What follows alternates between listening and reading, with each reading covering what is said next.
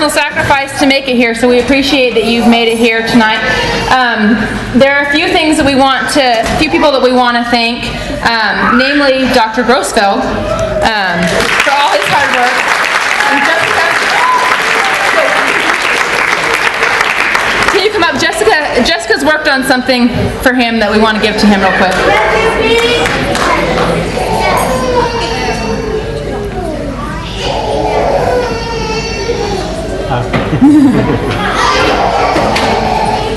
Thank you. Little photo book. I was hoping it was a gold watch for retirement. Yeah. Thank you. Thank you for everything. Did you get the card in there? Yes. Great. Okay, there's a gift card. Thank you. Sure. That's beautiful. Yes, there's a gift card in there for you to take your wife out too, after all the stress. Absolutely. I have a lot of things. Okay, also, we want to give a round of applause for, is Michael in here? Michael Fiant? Yes, for he designed our t-shirts. Let's give him a hand.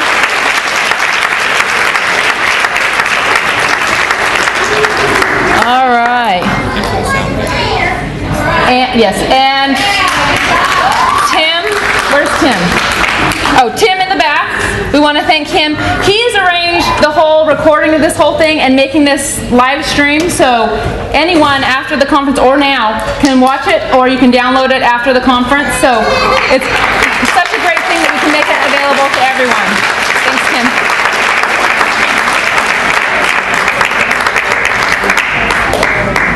All right.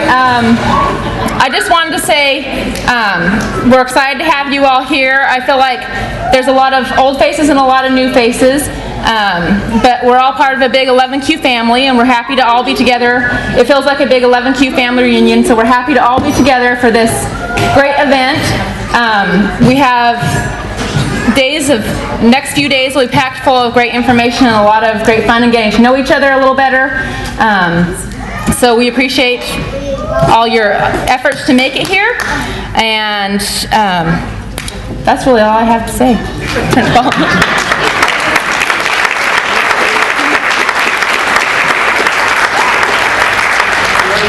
The family introductions now? Yeah, let's go ahead and do the family introduction. They're going to start serving dinner here in just a second, but we'll go around from table to table, and you can stand up, have a spokesperson for each family stand up, introduce yourself and your family, and we'll just go around all the tables so we can get to know each other a little bit better, and then after we're done with that, we'll turn the time over to Paul. Start with where you want to start, down here? Start down there. All right, I'll take... Oh, sorry, I turned it off. Are we on? Yeah. I'll introduce myself. I'm Paul, and that's my wife Susan, and our son Stefan.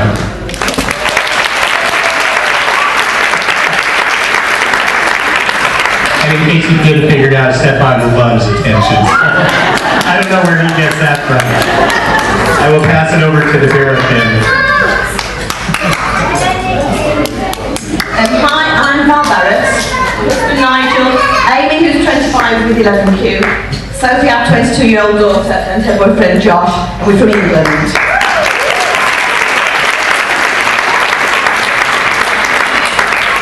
I'm Teresa Martina. I'm working with 11Q families with you all for many years. Thank you.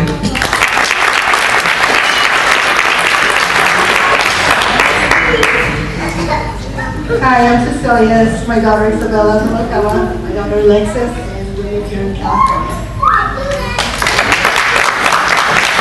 My name is Leonore, and I have twin daughters, and Liv, which has a mutation of syndrome, RCHSD syndrome, and Laius, and my sister, Lizzie.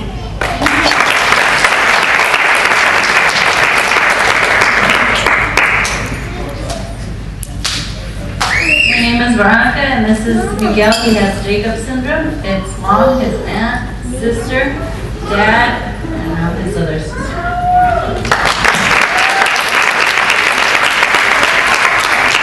I'm Julie Tucker. This is our daughter Sydney. Daddy is stuck at the grocery store right now, waiting for a ride home here. We are from Salem, Oregon.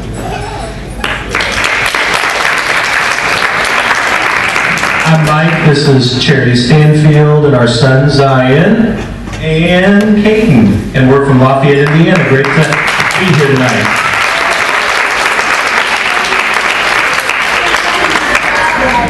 Hi, I'm Jenna. This is Faith. She has Jacobsen Syndrome, and this is Patience, my other daughter. And we're from.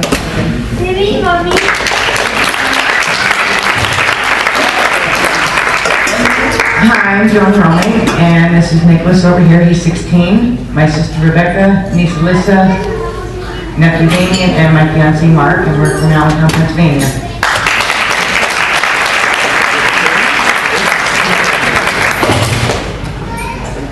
Hello, I'm Craig. I'm from LA. It's my wife Rebecca, and our son Elliot, he's 5, and our nanny Brooke, who came down with us.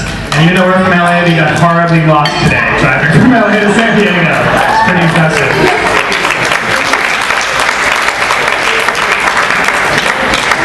Hi, I'm Ann. This is Kylie. This is my husband Melvin, and we're from Toronto, Canada.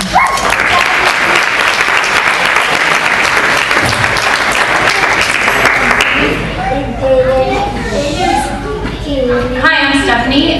This is my husband Kurt, my oldest daughter Claire, my mom Janine, my dad Dwayne, my second oldest daughter Natalie, and this is Sydney, my 11th child. And if you have a smartphone, guard it because she will probably try to steal it.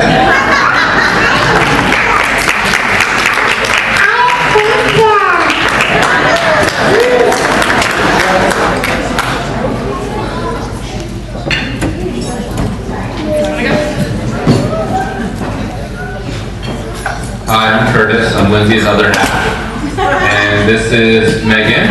This is Brayden. He's 13. He's one of our 11 children. Zachary's 10. He's our second 11 child.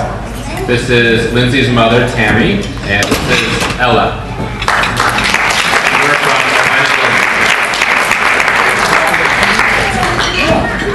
I'm Paul. This is Zoe. We're from North Wales. This is Demi, our 11 daughter, and her youngest sister Leah.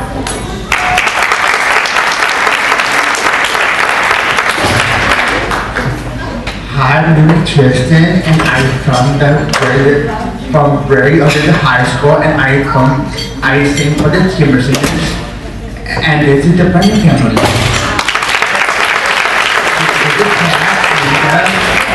Katie and Kevin.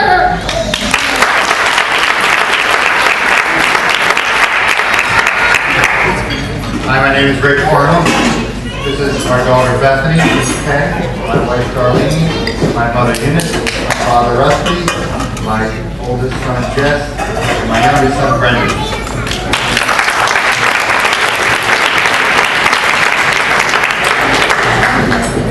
Hi there, I'm Jackie, and this is my new friend. I'll let Mom introduce her later. This is Heidi. She's 25, and she's my 11th kid. We're local here in San Diego. My name is Amanda. This is my daughter Lauren and my other daughter Grace, and we are from Minnesota.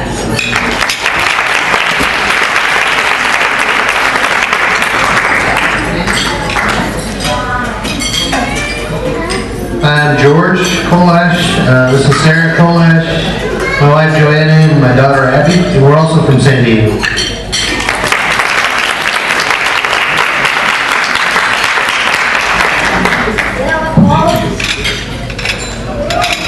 My name is Ryan, my son Christian, my wife Tasha, and we're from Montana.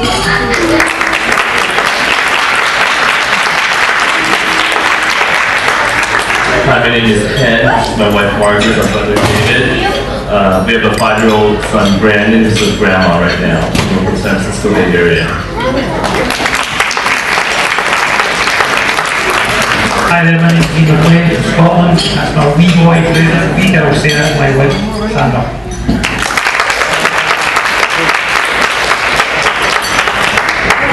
My name is Martin from England. My wife Karen, John Segan, 3. We've got Jacobsen, my son Ned, who's nearly.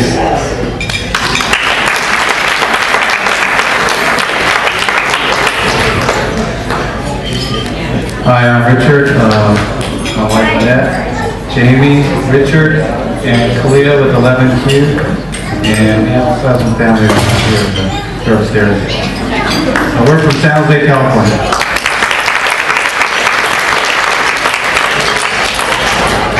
I'm Jeremy Pyle from Orlando, Florida. This is my daughter Faith with 11Q and my father Tom.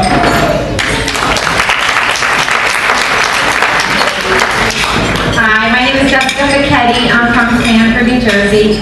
This is my son Peter. He's going to be 6 on Saturday. This is his little brother Richie. And my parents are here, Julie and Rich. My husband Eric is in Afghanistan, so he couldn't be here this year. So, hi.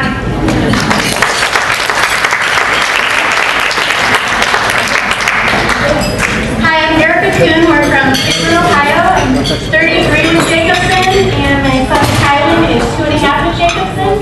My husband Paul, my sister Mandy, and my mom Laura.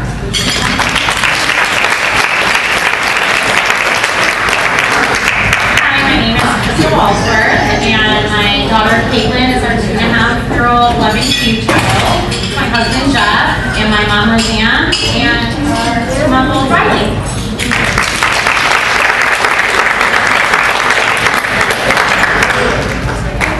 Hi, I'm Heather. I'm here with my son Michael, my daughter Nicole, and my husband Sean. We are from Hopkinton, New Hampshire.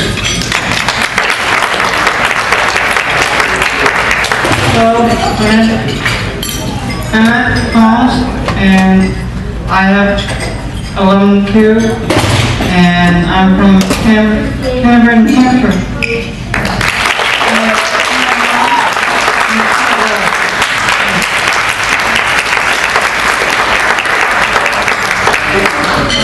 Hi, I'm Beth Roman, and I'm with my husband Rob and our daughter Elise. Our 2 older daughters are old enough to take care of themselves, and so we're here for Michigan.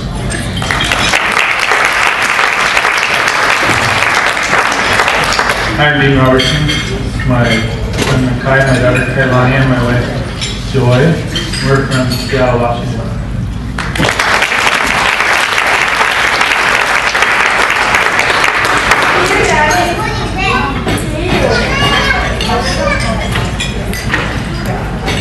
I love you, my husband, all my family. Andrea.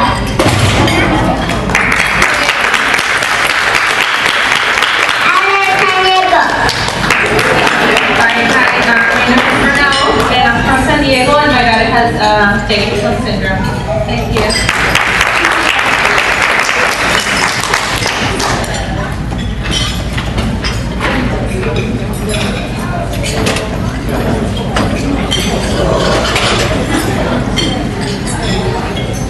All right, thanks everyone.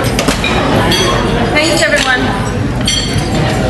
One last thing that I wanted to say, I forgot to say, we have a display of some pictures over here. There are 4 kids that we've lost that we know of in our 11Q family in the past 2 years since the last conference. And we had their parents send us some pictures and write a little tribute to them. So if you want to take a look at that, these are some of our 11Q family that have passed away in the past 2 years. And you know, that's one of the purposes of this conference and the research that goes on is so we can help prevent that in the future. So take a minute when you're looking at the posters and take a look at their pictures also. Great. Thank you. By the way, to reiterate, I love San Diego too. All right.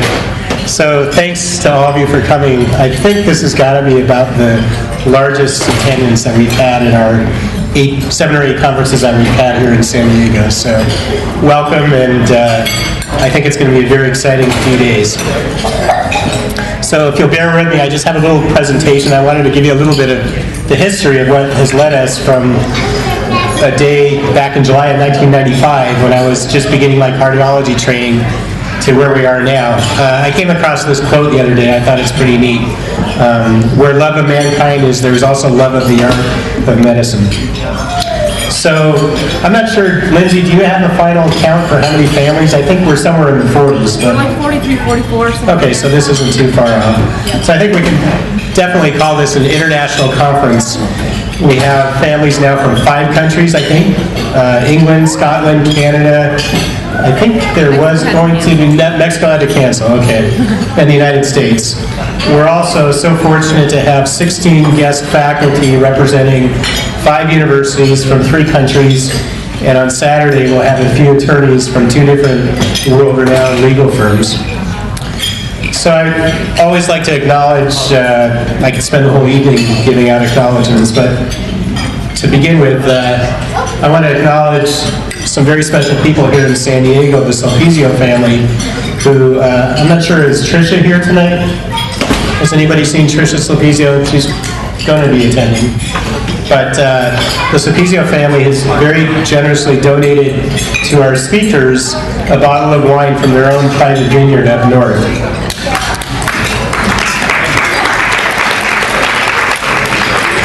So I'm just going to go down the list and bear with me. I think all of you probably appreciate already what an incredible sacrifice our speakers have made. In some cases, like Teresa, they've come from literally around the world completely on their own dime to pay their expenses. And in addition to their travel and hotel expenses, they're giving up enormous amounts of time to do these assessments. And so it goes without saying, but don't be shy about conveying your appreciation to all these people that are giving so much. So how about a hand for the speakers?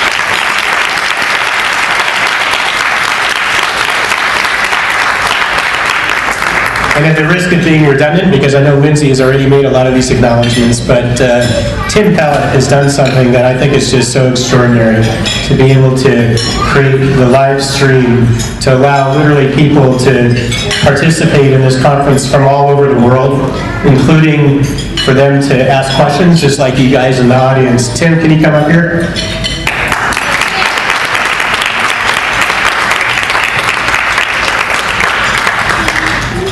So the Sulpizio family was generous to give enough bottles of wine, not only for the speakers, but a few extras. So thank you.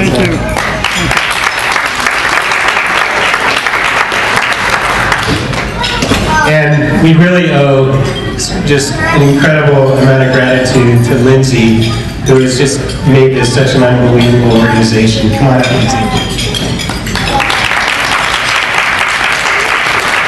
A little token of appreciation. This is one awesome lady. So each time we have the conference, I like to have this little tradition of acknowledging those who have traveled the furthest. The problem is that I'm getting older. I never was good in geography to begin with, so it's only getting worse. But I think at last count, we have 5 or 6 families from around the world that have come here. And so I hope I can remember them all, but I'm going to call and ask for a representative from each of the families that have come from somewhere outside of the United States to come up here so I can present a little token of appreciation. So the Barretts, get the, put stuff in your face now.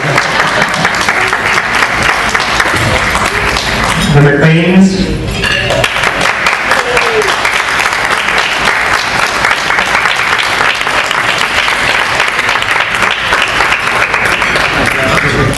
great to have you here. Armitage,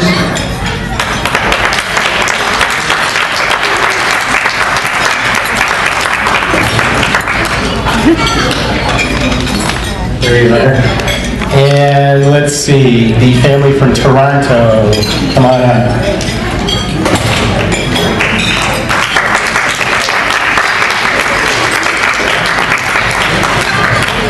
There you are.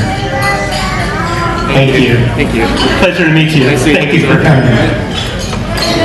Is there anyone else from another country that I'm overlooking? You have to show me ID though before I give you a bottle of wine. All right. Now we have a session on Saturday morning that's going to be dedicated to fundraising. And you'll appreciate as we talk more about how difficult the times are for getting the financial support, not just for the organization, but for the research. But I did want to acknowledge a few people this evening that have done truly some extraordinary things just in the last few years. And I can tell you, without their efforts, probably right now my research would be coming to an end, and there probably wouldn't have been this conference this year if it weren't for some of these people. So Charity and Mike Sanford, come on up here.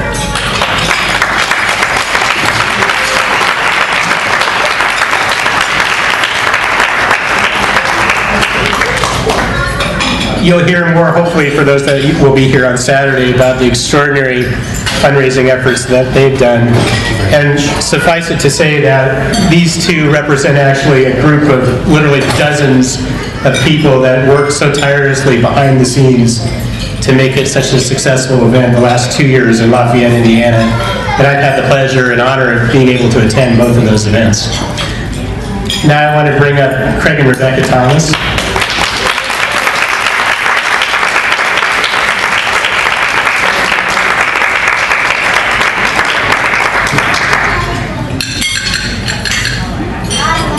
I know these guys are about the most modest two people in the world, but for those of you that don't know, these are two extraordinary people. Craig is the creator and head writer of the television series How I Met Your Mother. And this past November,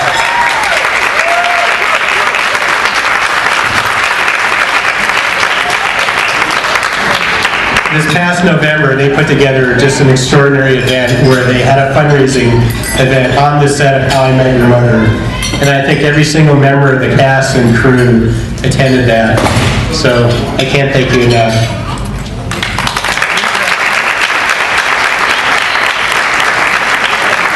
At the risk of embarrassing you. Thanks to Charity and Mike. For those of you that are San Diego Padres fans, you may know that actually he's pitching tonight, I think. Clayton Richard, who happens to be from Stanfield's hometown of Lafayette, Indiana. So, Charity one day, I think, just introduced herself to Ashley and said, "Can you help us?" And thanks to Charity's initiative, Ashley, along with the San Diego Padres, had a very successful fundraising golf tournament here in San Diego to support 11Q and our research. So, like I said, I think Clayton is actually pitching tonight against the Astros, so they weren't able to be here. Very recently, you'll hear more about this on Saturday, a family that I've taken care of here in San Diego, the father works for Enterprise Rent-A-Car, and similarly, they held a golf tournament dedicated to supporting 11Q in my research. They're not here tonight, but just to make you aware of that. So next conference, if you rent a car, make sure it's from Enterprise. I wanted to spend a few minutes just reflecting a little bit on the history. I think it's kind of interesting. And so I don't know how many of you know when the first case of Jacobsen Syndrome was actually reported. It was in 1973 by a Danish geneticist by the name of actually Jacobsen is how they pronounce it properly. Again, that was published in 1973. And very interestingly, that first patient is now about 52 years old, living in Denmark, and I was very recently in communication and contact with his family, and here's a little update on how Johannes is doing. Johannes is doing well. He's using a hearing device and has glaucoma in one eye. He also has had severe skin problem, but only on his feet. And in addition to that, Johannes has smoked for many years, but due to lung problems, the family is helping him in cutting down on smoking. He speaks a lot with himself, and he's not interested in going to music festivals anymore, but he likes to sit on a bench with a beer or a glass of red wine. And this is a recent picture of Johannes Lam, the first ever patient with Jacobsen Syndrome. So that was in 1973, and then in 1995, in July, literally when I was in my first month of cardiology training here in San Diego, I was taking care of a patient who had some unusual syndrome that I had never heard of called Jacobsen Syndrome. And the way I really got interested in it is back then when we didn't have the electronic medical records, in his paper chart was Dr. Jacobsen's original paper, and that's what really sort of spawned my interest in Jacobsen Syndrome. And so that little boy back in 1995, his name is Edgar Ibarra. They were supposed to be here tonight. I'm not sure if the Ibarra family is here. Has anybody seen the Ibarra family? I don't think I saw them. But this is Edgar back in 1995. I was hoping they'd be here tonight. And he's still my patient some 17 years later now. So that's what started my interest 17 years ago. So what I wanted to do is give a little overview of the conference, just to set the tone.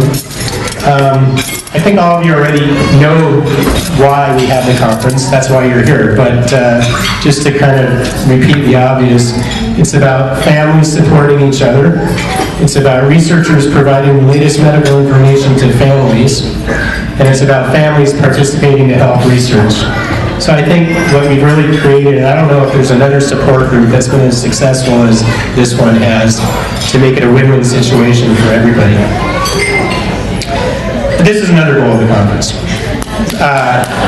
Now that some of you have been empowered, if you want to help facilitate communication, feel free. So this afternoon, for those of you who were able to attend, we heard 3 absolutely outstanding talks. First by Dr. Donahue on genetics, then you heard about the issues of bleeding by Dr. Geddes, and then you heard about visual problems by Dr. O'Halloran. So tomorrow is probably the focal point of the conference for a lot of you, because the ongoing greatest concern of so many of you is the cognitive and behavioral issues of your children. And so we're going to start at 8 o'clock tomorrow morning. The first talk is going to be by 2 of my colleagues here in San Diego, Dr. Akshamoff and Dr. Matson, who have been working with your children now, I think, for the last 8 years.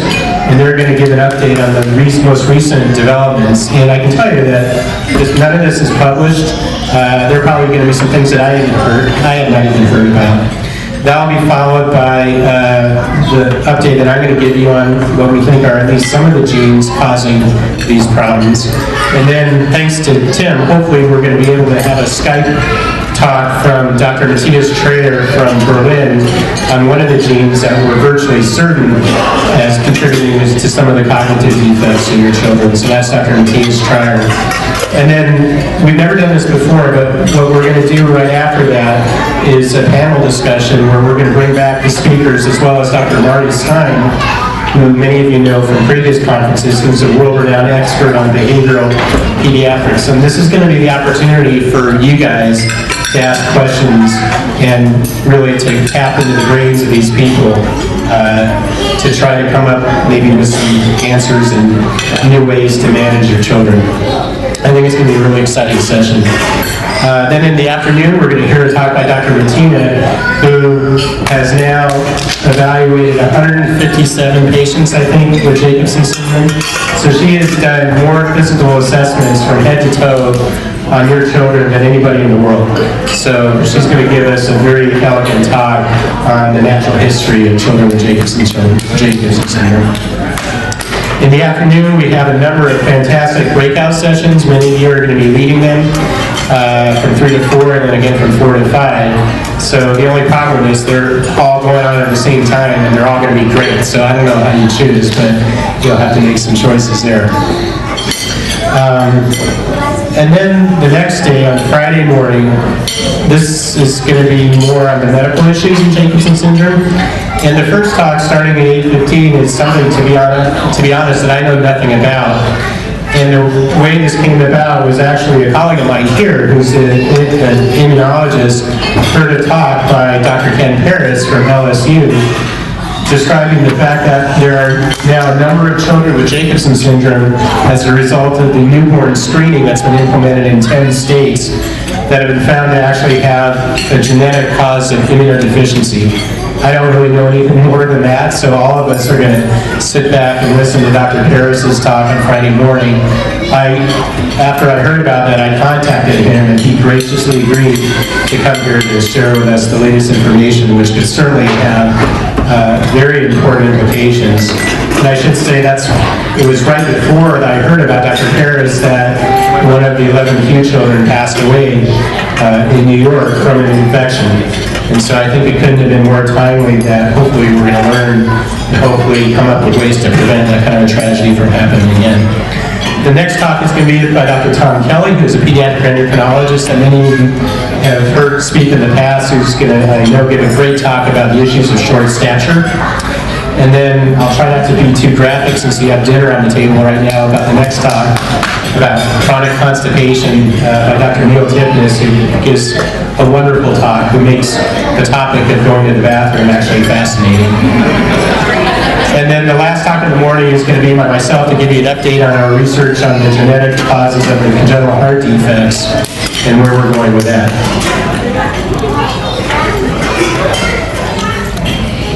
And then Friday afternoon, again, is going to be a host of fantastic breakout sessions.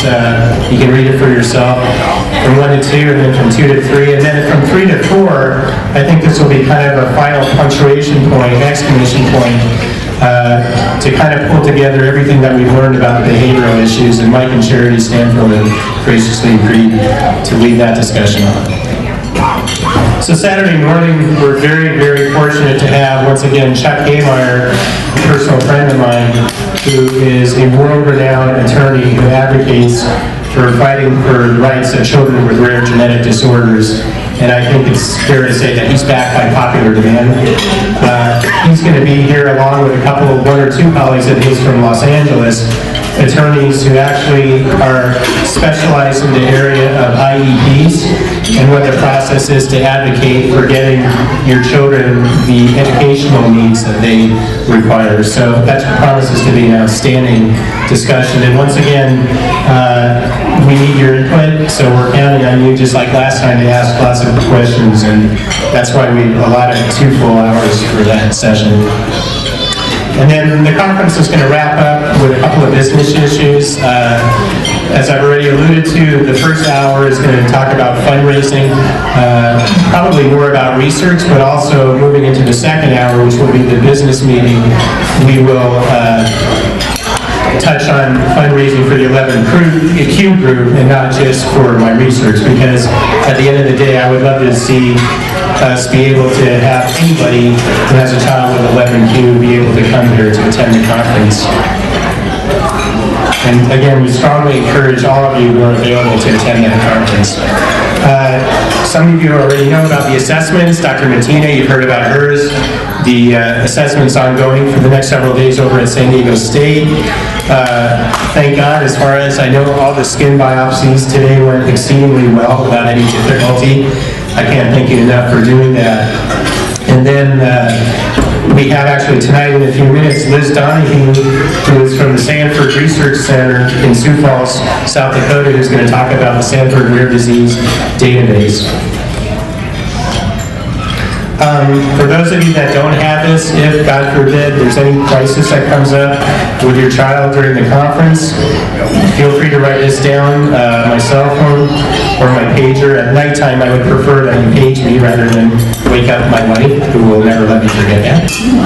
But while I'm on the topic of my wife, I do want to say thank you, Susan, for being so supportive and for letting me be kind of a deadbeat father for the last few months to spend all the time to help prepare the conference.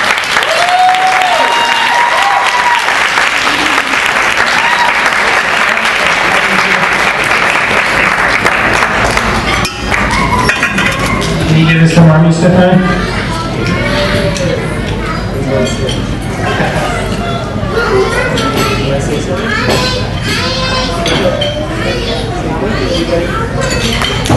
Thank you, everybody.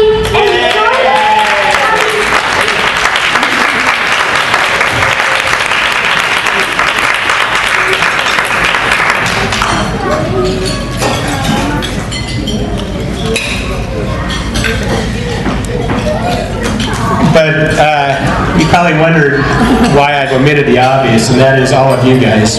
And I really want to tell you from the bottom of my heart how deeply I thank all of you for making this a reality. I realize for many of you to make such an enormous sacrifice to come from around the world, around the country, is just beyond imagination.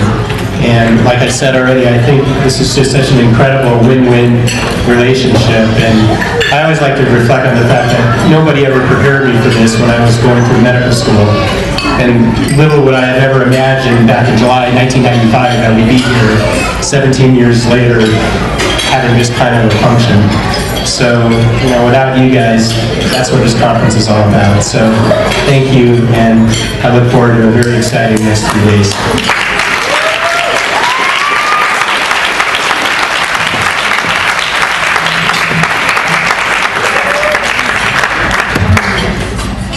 What's that? Yeah. So, is Liz around? Liz Donahue here? Yes. So Liz, I'm going to ask you to come on up. And Liz is going to share with you the information about the Sanford Research Rare Genetic Database. Thank you for coming, Liz, from City Hall.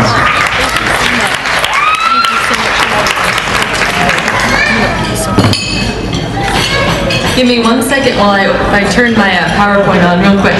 No, you're just fine. No, you're just fine. Yeah, I think it was just on the desktop. So yeah. It's on with that. Yeah.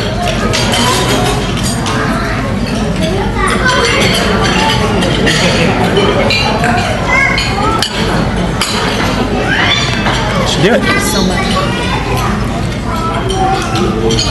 Great. Well, as Dr. Grossfeld said, my name is Liz Donahue, and I want to take a moment just to thank you so much for having me here.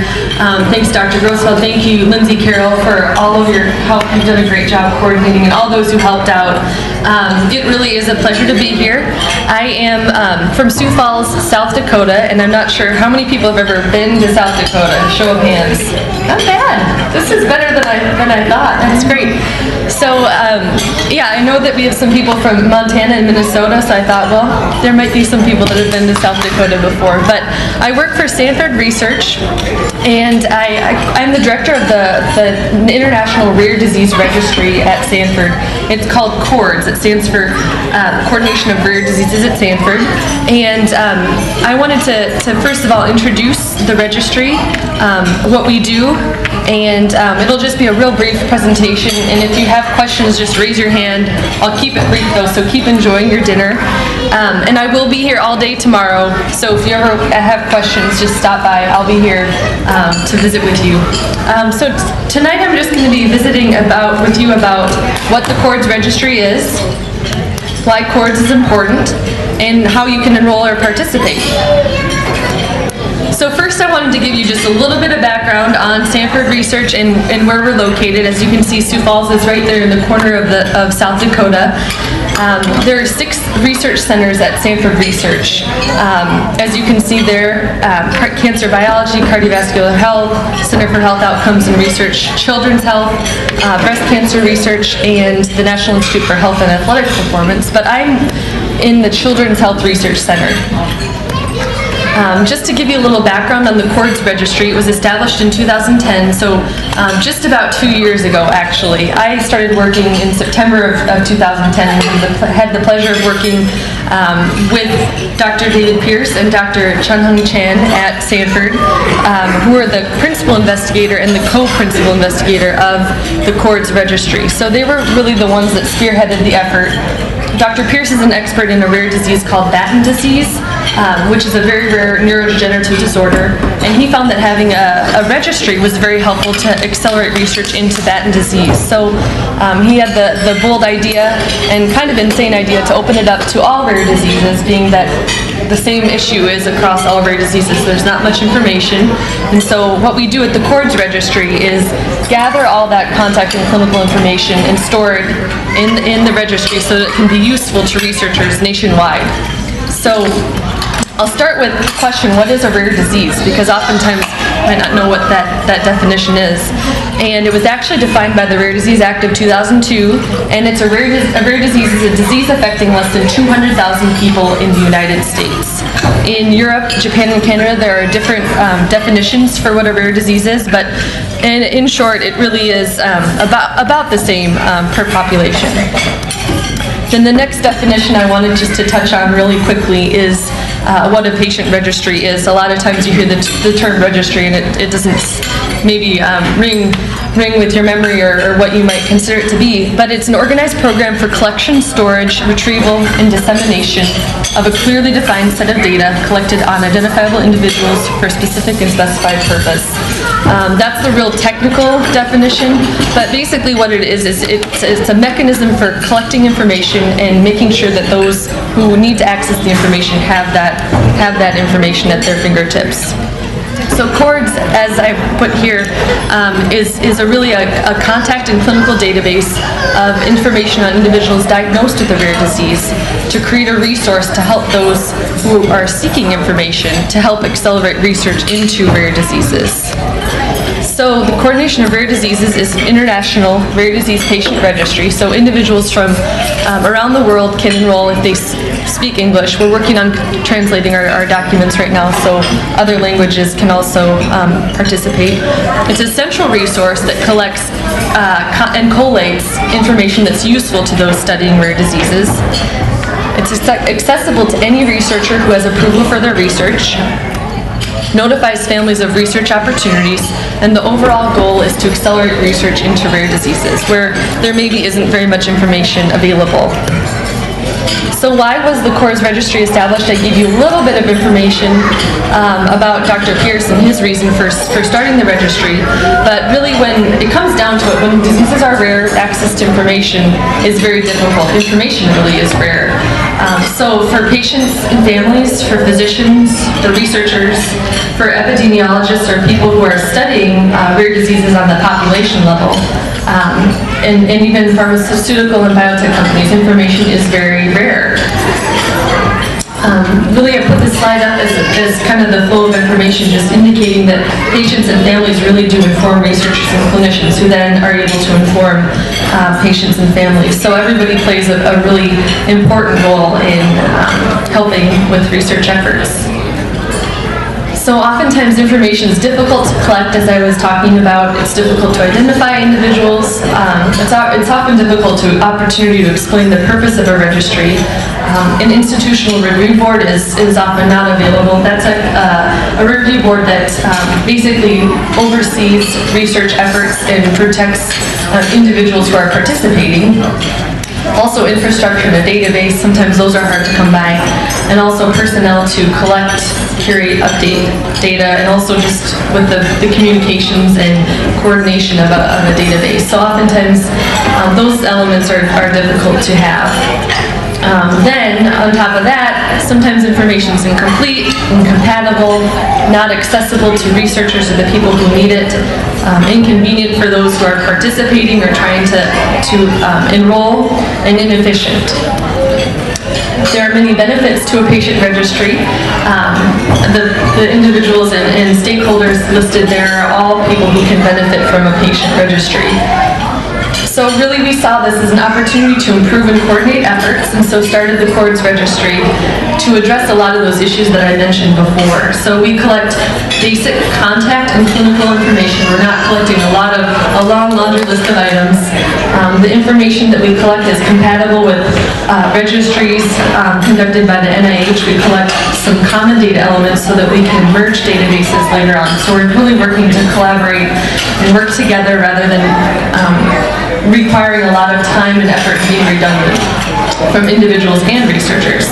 Also, as I said, any researcher with IRB approval, so the Institutional Review Board approval, can have access to the registry. And we've tried to make it very convenient, so it's a very brief process. It takes about 5 minutes to do.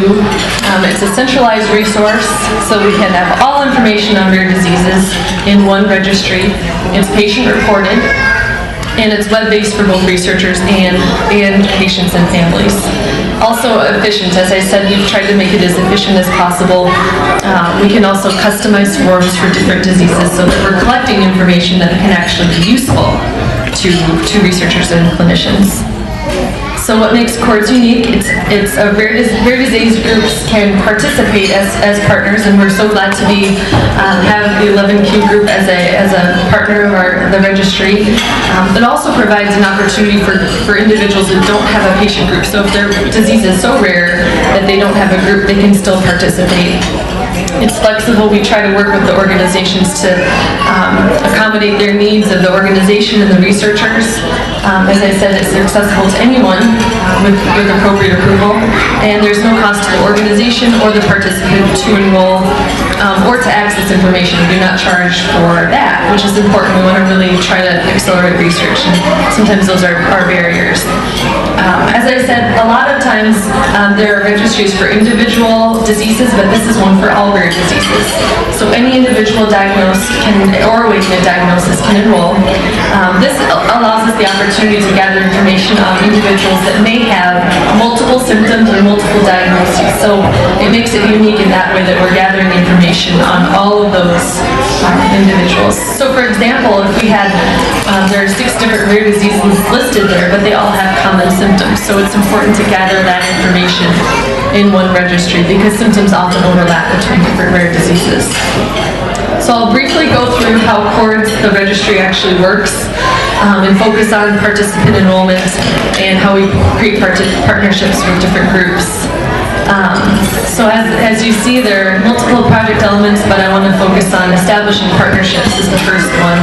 And collaboration really is paramount to making this work. We have different partner organizations that help inform everyone about the opportunity to enroll, and Lindsay has been so great about sending out messages here and there, but it's great to be able to be here and visit with you all and tell you about the opportunity to enroll in the registry. We also work to refer patients to organizations, so if someone was to come to me, I would pass on information about 11Q if they were affected by that. And then we also have some social media sites where we share information and promote what the group is doing. So how can you enroll? Like I said, it takes about 5 minutes. We do in-person enrollment and web-based enrollment. We're really excited that we launched our web enrollment in April, and we saw a 100% increase in enrollment by June 1st. So we found that that's a really, really successful way to offer enrollment to anybody because we can't do it in person all the time. Rare diseases affect everyone around the country and the world, so offering that via web is really important. So briefly, the steps to go through. We have, I'll be out here tomorrow and even this evening if you want to stop over. We have a website where we will go through the CORDS registry form. It's just a basic form, and then I can issue a unique username and password and a link where you can log in, provide informed consent, and then the questionnaires, which are very, very brief. I know some of you have stopped over already and done the process, so it's quite brief, but I've actually had a couple people that have actually done the enrollment via mail, so I would like some feedback to see if the mail-based or the online enrollment is easier. So after I issue the username and password, then you have to log in and actually conduct the enrollment. So it takes 5 minutes. So I'd be happy to visit with you some more. But the informed consent process, it just explains that the information is stored in the CORDS registry. Researchers with IRB approval have access to only de-identified data. It can be shared with researchers who are conducting research into rare diseases. You can't pay individuals to participate, but you're notified of research opportunities.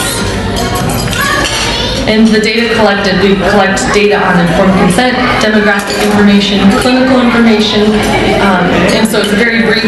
I'll show you the forms here in a second.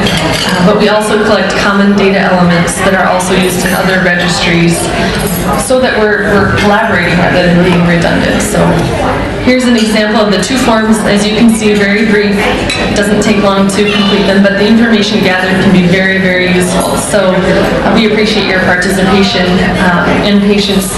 I know it's not always easy to fill out a lot of forms, but it can be very, very important and useful. So the clinical and contact data, but really what it's doing is facilitating research. So researchers can request access, log in, and locate information that's de-identified. If they wanted to contact an individual, they would go through us to contact that individual. So it's always up to the individual participant patient to decide whether they want to enroll or not. So we have over 70 partners, organizations, so people that share information about the CORDS registry. 88 diseases are logged into the registry, over 400 participants, and we offer web enrollment, and international expansion is also some progress that's being made. Here's the list of some of our partners. Of course, the Research and Resource Group is there at the top, and a list of some some of the rare diseases cataloged. And then there's one more group that I wanted to explain. This is a really recent group that started. It's called the International Rare Disease Research Consortium. And they have some really ambitious goals, and I'd like to share this because it's not always known of all the work into rare diseases that's going on, but they have two main objectives to complete and accomplish by 2020. To deliver 200 therapies for new therapies for rare diseases and diagnostic tools for most rare diseases. Dr. David Pierce, who was the principal investigator of CORDS, actually was nominated to the executive committee, so we're very, very happy to be a part of that group. Like I said, they have some ambitious goals, and I think that they'll make some great progress there. Lastly, we do a lot of education on rare diseases via our just social media work, but then we also host a symposium. Global Rare Disease Day is the last day of February, and we have a symposium at Sanford. Invite speakers to come in. Last year we had about 200 people attend. We had CMEs to try to encourage education for healthcare providers, vendor booths for our partners, and even education activities for kids. So it was a real success. Great to have that. So I just would like to thank our partners, a lot of the groups at Sanford that helped make this project a reality, or the foundation that supports one of our research associates. But a special thanks to you all, to 11Q Research and Resource Network, Dr. Grossfeld, Lindsay Carroll, and all the other speakers and families attending. I hope you have a great time. I know that the agenda is great, and please know that I'm out at the booth out here, so stop by. I'll help you with the enrollment process and answer any questions that you have. So with that, I will end my information here, but I'll have all of that out at the desk. So thanks again, and here's to a great weekend.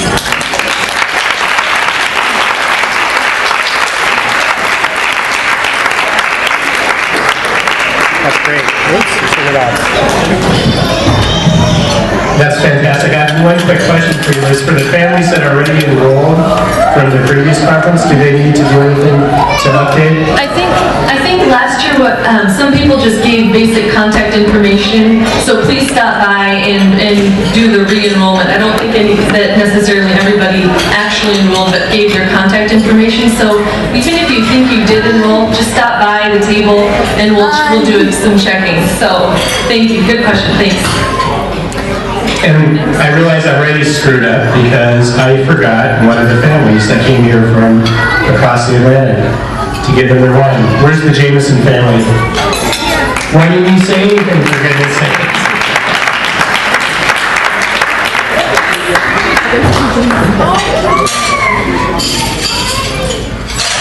Thanks so much. Sorry for screwing up.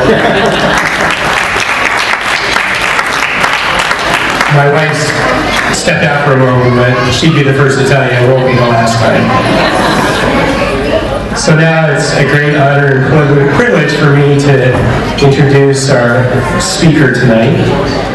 And I'm very proud to have been friends with the Barrett family now since very early on. When I went to the first European meetings when I met them. What year was that, Nigel? 98, I think, spring of 98. Yeah. And they invited me to come spend a weekend up at their beautiful home in the countryside in England, and I had never done anything like that before, and I was a little bit reluctant just because I'm that way, I guess, but I'm sure darn glad that I did. So I've been really blessed to get to know Amy from the time she was just, a toddler, and now she's a beautiful young lady, and so I'm going to turn the microphone over to Miss Amy Barrett.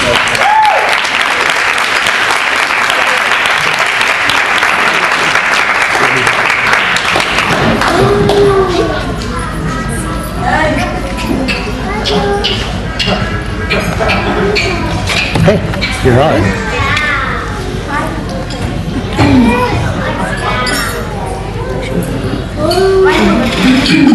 Good evening, everybody. My name's Amy, and I'm 25, and I have Jacobsen Syndrome. I live in England, Stafford. Here's a wait a minute, too last. Here's a picture of my house. I'm here with my mum. I'm here with my mum, my mum, pal, my dad, Nigel, Sophie, and Sophie's my sister, and her boyfriend Josh. I knew I was doing something wrong. I thought I'd tell you a little bit about my life with 11Q. The doctors found out when I had 11Q when I was 1. The geneticist said I'd never walk or talk, and how wrong was he?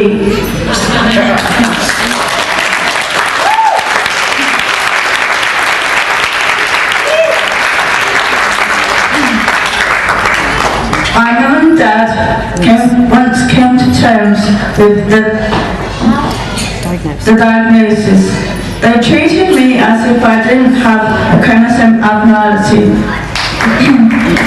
And apart from hospital visits, speech therapist visits, physiotherapists and portage, I had an education and had a normal childhood. When I was 4, I went to a special needs school nursery until I was 6. Then I went to a mainstream school until I was 9. Then I went to 3 special needs schools. Each school I went to focused on my different aspects of my education, academic and social and life skills. Since I was 18, I've attended a project which was set up for young people with learning disabilities called 20 Skills for Life. This project was set up by my very special teacher because she realised that there was nothing in the community for us when we were 18. I have lots of friends at the project and I love going there. This is what I do during the week. Monday morning we do horse care, I groom horses and tidy the yard and sometimes buy supplies for shopping. In the afternoon, independent living, when I've learned about how to manage money and budget and also learned how to do laundry. Tuesday afternoon, I do performing arts. We've been practicing for the Jubilee celebrations, dancing, singing and dancing, and I've also made props. In the evening, we do signing choir, and I've learnt to sing lots of songs. The Rose, Reach, and Something Inside So Strong. Wednesday morning, we do card making I make cards for Mother's Day, Father's Day, Christmas and birthdays. We sell them in local shops. In the afternoon I do hair and beauty and I've learnt how to do hand massages and manicures, and if any of the ladies would like to have hand massage, I will be able to do it for you.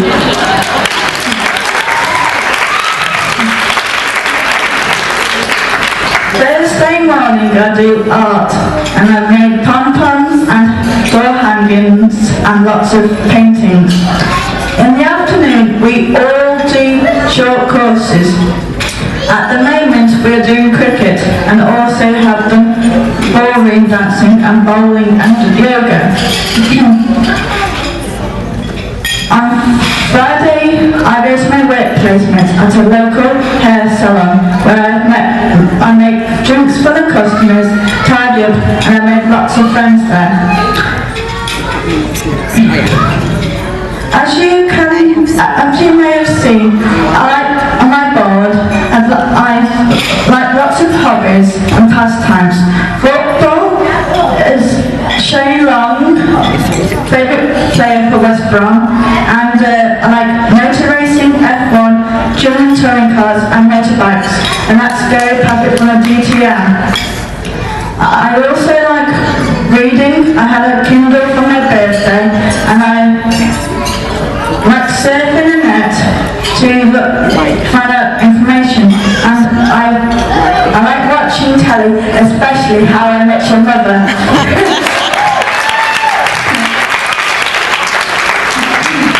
I like listening to music. I like Ollie Murs and One Direction and many more. I have 2 PAs, Jackie and Lauren. On Monday I work with Lauren, and Monday and Thursday from 3 till 6 p.m.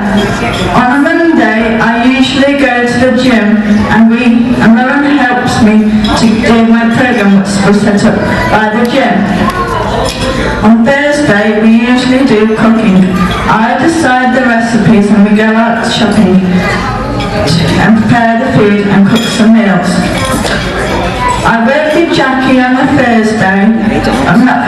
Wednesday from 3 p.m. until 8. We do lots of different activities: shopping, cooking, ironing, art and walking her dog Charlie.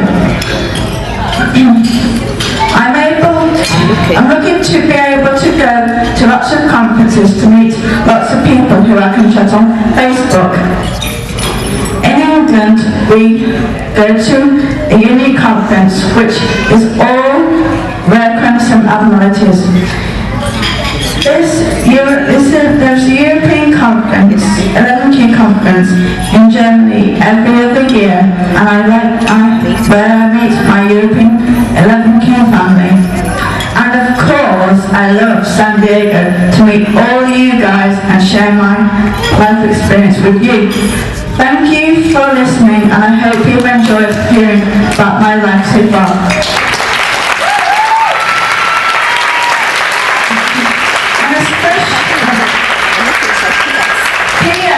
And especially for Josh to start in my presentation, PowerPoint presentation, and there's a picture of Paul with me.